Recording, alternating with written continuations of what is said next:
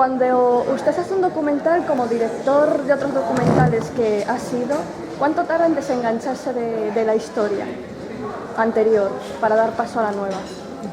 When you do a documentary, you're inside the story for a long time. So after you finish the documentary, how long does it take you to untangle yourself from that story and maybe go on to the next one? Look, as documentarists, we have learned to be in different places at the same time, because otherwise we would not be able to survive. You know, it's a tough field of work, you know, to make your living with. So to answer your question, I'm working in parallel projects. So for example, there's one project I'm busy with now for over 6 years, and there's another one that is starting right now. So all of those projects are in different aggregate states in a way. But I understand your question in the sense of, yes, if you dedicate yourself to a matter so deeply, sometimes there has to come the point also where you then leave it fully behind. With Zappa, it's a little bit special. It's maybe not like with other films that you are working with, because the music of him is part and parcel of my life. I like it a lot since I was very young, and that's why, you know, the music is not going to leave me. So I see it rather, the whole process of this film is rather like an enrichment. You know, it's something that you take with you, but then, of course, eventually all this touring and representing, that will dwindle down, and also after some time it's good like that, you know, to move on.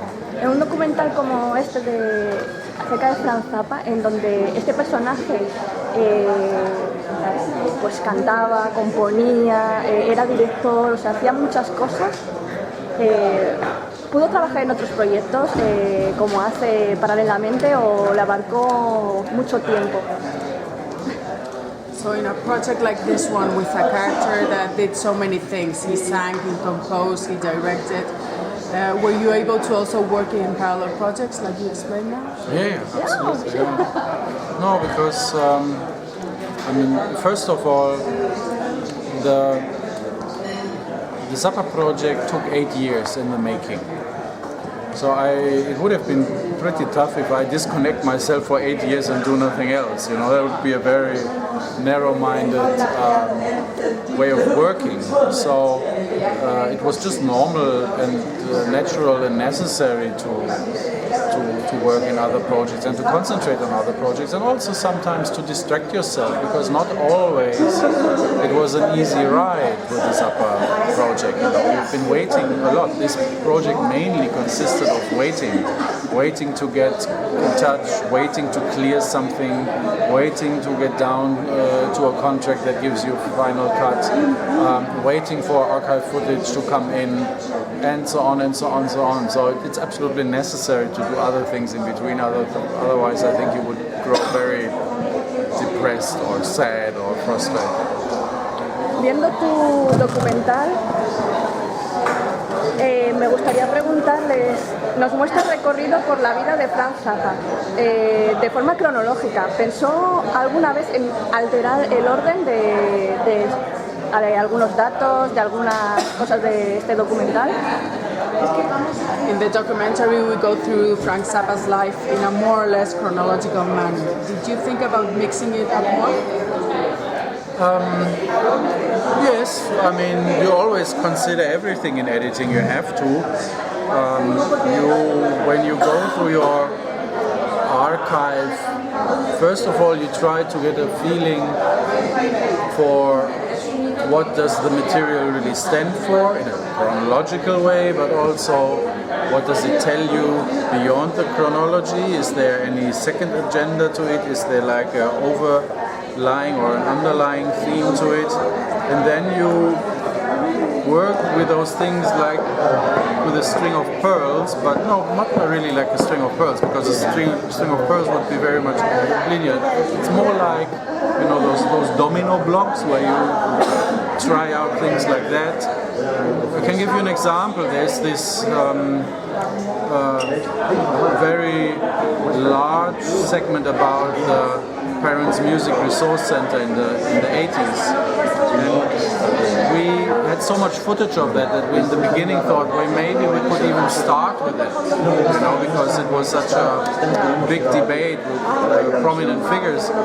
But then we realized it wouldn't work like that, because first you have to establish your character, you have to get to know him a little bit better.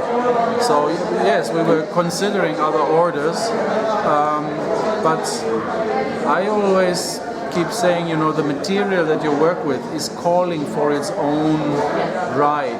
There is something in the material that is claiming its position in the film. So you just have to listen into the materials until it finds its best way to unfold its potentials. Una figura como la de Franz Zappa, que en el siglo XX fue importantísima, ¿qué pasaría en el siglo XXI? ¿Le hubiesen dejado entrar en los sitios donde no lo han dejado entrar, que estaba prohibido que él diera conciertos? En el siglo XXI, ¿cómo está influyendo Franz Zappa en la sociedad? With such an important figure in the 20th century, how do you see Frank Zappa in the 21st century? Will he have been, allowed to go into the places where he was banned? Would things have been different regarding his music? How do you imagine Frank Zappa in the 21st century? I always struggle with these kind of questions, because obviously they're highly hypothetical, and who am I to predict or say anything about that? But we can give it a shot. I think, look, from what I have learned through the protégé and from dealing with him for such a long time, I think he was always somebody that was very curious and interested in technological changes, in any kind of change, and he would be very keen, curious, instrumental, versatile in taking trends and technologies and use them to the best of their potentials for his own purposes. So I think that, like you see it with the synclavier and many other technologies, like you see it with the discovery of more and more musical styles, with the opportunities of traveling. So he was already seeing the advantages of online media coming, even if it was way before his time. I'm pretty sure that he would have used that. To what extent, I don't know. There's another thing. I think that he has even how do you say it? Look, the fact that, for example, he never had a lot of access to the general public because he was banned so many times, censored so many times, made him realize that he has to reach his audience through other channels. And one of the reactions of his was extensive touring. It's something that you see today again under different circumstances. Today's bands are also again becoming much more high-tech because revenues through online sales and so on are not that massive. So I think he was very masterful in understanding the industry, the business that he's in, and to make sense out of it, to make a profit out of it, also to survive.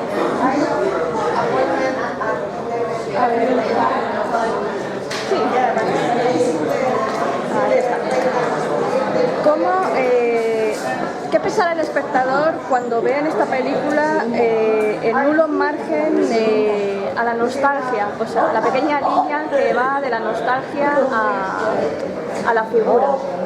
¿Cómo va a ver el espectador eso? ¿Quieres decir si le va a ver más como una figura de forma nostálgica o? Sí, o no. Sí. How do you think the viewer is going to see the figure of Frank Zappa in a nostalgic manner as an important character nowadays still? How do you work with that fine line between nostalgia and not being nostalgic? It really depends on the audience. I think a certain part of the audience is a very nostalgic one in the sense of the fans. We have seen him in the past. We miss him so much. What have we missed? So that is very much backwards driven in a sense, you know. And it's also many of those who are craving, oh, we want to see more of the footage, or this is something that we haven't seen, you know. So fans are a little bit like that. They are out for the rare, for the obscure, and they are collectors, and they want to keep it because it is something of their past. But that's not. Well, I can't say that I cannot say that I don't want to feed this craving. That's not the point. But what I find much more interesting about your question is the other side. You know, the side that is looking into the now and into the tomorrow, and that is addressed to a younger generation to explore him as something new, as something that they are not aware of. You know, that there is beyond commercial music, beyond pop music, that there's so much more riches, and his body of work is massive. And I think the biggest beauty about his work is the, I believe, timelessness about it, and the quality, the excellence in the performance, the richness, the diversity, the improvisative nature, and all of that is something that you can very much build on as a musician, but not only as a musician, but also as an individual, because it has some implicit quality, and that is to be curious, to be open-minded, to be explorative. So I think this is something that very practically you can take out of his music. And another thing that might be dear to a younger generation is a certain aspect of identification, in the sense of, I mean, I can say it because I've experienced it with my students. I'm working at a film school. We showed it to our students there, and many of them, they did not know him for what he has achieved in the past. They never had seen him because they were all like 25 years old now, so it's impossible. But what they really liked about him was not even primarily the music, but the beautiful mind and the struggle that he had fought. So it's somebody to identify with and to understand, oh, look, there are ways, you know, to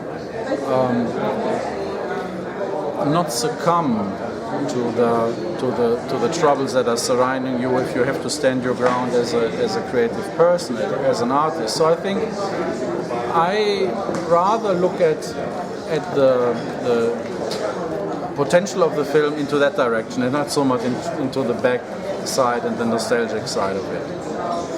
Como director, ¿usted con qué se siente más identificado? ¿Con qué faceta se siente más identificado de Franz Zappa? ¿La faceta de, digamos, de hacer las carátulas, de músico, de director de videoclips? ¿Y cómo conoció usted a Franz Zappa? ¿Cuál fue el momento en el que Franz Zappa le inspiró a usted?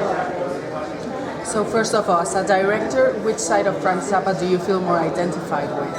As a director of video clips, a composer, a musician, and also she would like to know did you feel inspired by Franz Zappa, or when did you get to know Franz Zappa?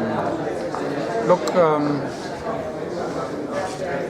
I got to know Frank Zappa as a 12-year-old, 13-year-old. I listened to his music. It came to me by coincidence, by chance. In music class, you know, in gymnasium we had like music class where you get educated about classical repertoire, and at the end of the school year you were allowed, as the class was allowed, to pick one record from the shelf to listen to for the whole session. So it was the gift of the teacher to us. So since we were not so fond of Bach and Brahms and Beethoven, there was only one record on the shelf in the late 70s that contained popular music. not the pop of the late 70s, but rather stuff from the 50s and 60s. But fair enough. So we asked the teacher to put on that so we could listen to some weirder stuff.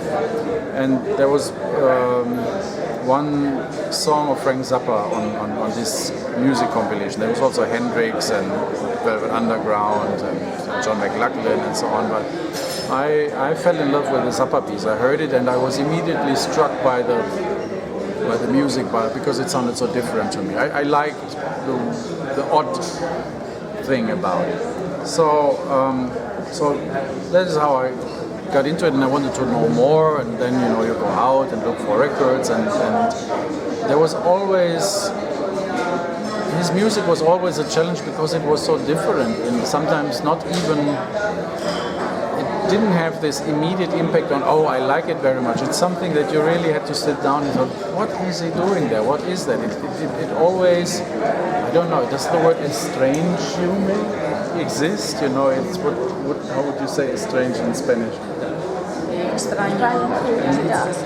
No, so there was always intrigue and the mesmerizing, obscure, strange quality to it. So that was my teenage years, and then I became a collector, and then I saw him for the first time live. And you have to, I think we all have that at this critical age in puberty, between 12, 15, 16 years old, that we are very sensitive to things that stimulate us back then. For one generation it was this artist, for another the other, and things that really I found very cool was Dadaism and Frank Zappa. Those were the things that I really liked. And once I'd seen him perform live, you always have this, maybe I even wanted to be like him, as you know how kids are, or youngsters are. So I really admired him a lot at this time. And then you grow up and things go more in the background. Certain things remain, others get forgotten. But what I never lost was the passion for the music. And so, as I said earlier, I think if there's anything that he gave to me, then it was the richness of music and the quality of being open and curious about something, and even to try to understand it if you don't like it in the first place, So I think the biggest gift that he has made through his music to others, or at least to me, was to be curious, open-hearted, open-minded about the other. I think that's something that remains. Si pudiera viajar al pasado y poder realizar una pregunta, ¿le haría la misma pregunta después de haber realizado este documental, o le haría otra? ¿Qué tipo de pregunta le gustaría hacerle? If you could travel back to the past and ask Frank Zappa a question, would that be the same question that you would have asked before working on the documentary? And what kind of question would you like to ask? No, look,